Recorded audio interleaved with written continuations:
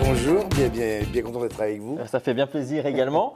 Alors Jean-Philippe, c'est un peu l'émission cinéma ici, donc on pourrait presque dire, y a-t-il un public dans l'avion, en référence au film? Est-ce qu'on peut dire que votre premier public à vous, vous l'avez un peu trouvé dans l'avion à l'époque où vous étiez steward? Bah forcément, de fait, puisque c'était mon lieu d'exercice et donc le lieu où je m'exprimais le plus souvent. Donc, et puis c'était un métier de contact et de rapport avec le public. Donc, et c'était un public qui était très bien et très bienveillant puisqu'il ne pouvait pas sortir. Il était obligé de m'écouter. Donc ça, c'était génial, oui. Donc c'est grâce à eux que j'ai fait, sans le savoir, mes premières armes et que j'ai testé mes premiers sketchs. C'est ça. Ça, c'est vrai. Et c'est ça que vous avez pu voir un panel assez large de personnes Oui, parce dans que l'avion. l'avion, en fait, c'est un échantillon de société. Vous avez des gens qui sont assis les uns à côté des autres dans une boîte pendant plusieurs heures et qui, dans la vraie vie, n'auraient rien à foutre les uns assis à côté des autres. Et donc, ça donne des cocktails détonnants. Les gens ne voyagent pas pour les mêmes raisons. Il y en a qui vont en enterrement, il y en a qui vont en vacances, il y en a qui vont pour affaires. Donc, tout ça, ça donne un cocktail détonnant. Moi, c'est comme ça que j'ai croqué les meilleures anecdotes, ouais, en fait.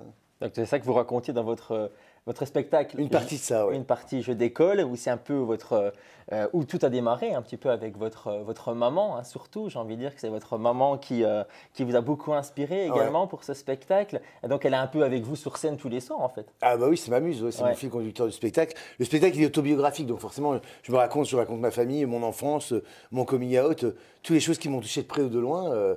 Comme la chirurgie esthétique, les boîtes échangistes, et puis ma mère, qui a une part importante de mon histoire. J'ai mis en opposition le milieu d'où je viens et le milieu où j'ai évolué. Voilà, le nord de la France et les codes du luxe d'une compagnie aérienne. Ça n'a rien à voir avec l'autre. 17 ans de vol, c'est ça? Vous avez fait 17 ans de vol à peu près? 18. 18 ans. Et ça ne vous manque pas un petit peu de non, repartir dans les airs? C'est bien, ouais, c'est bien. Ça en fait des heures de vol. C'est pour ça, du jour au lendemain, c'est vrai que vous avez, voilà, c'est parti vers une autre voie. Ça ne me manque pas. Si, il y a une partie de ça qui manque parce que j'ai adoré mon métier.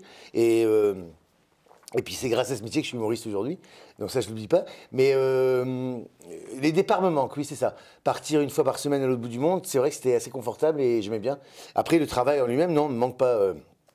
Servir les gens. Parce que l'aérien que j'ai connu, moi, quand j'ai commencé il y a 20 ans, et pas l'aérien d'aujourd'hui. Donc ça s'est un peu dégradé, je trouve, parce que moi j'ai connu avant le 11 septembre, ça se voit pas mais je suis une vieille hôtesse.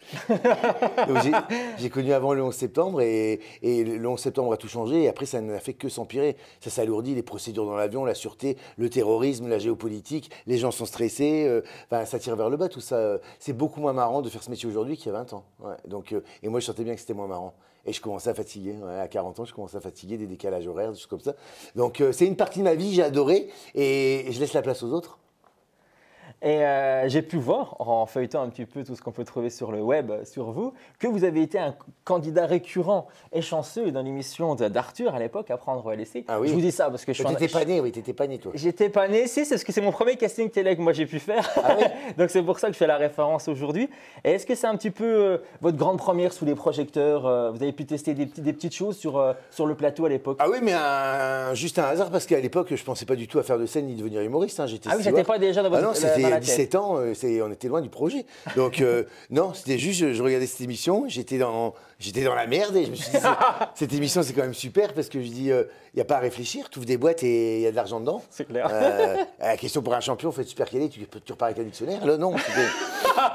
Donc là je me suis dit, c'est génial ce truc. Donc, et j'ai passé le casting, j'ai été pris. Et comme je faisais le show et que j'étais un bout en train, effectivement, c'est sûr qu'on m'a gardé très longtemps sur le plateau avant de me faire passer. Et j'ai fait une trentaine d'émissions. Et c'est là que j'ai pu sortir.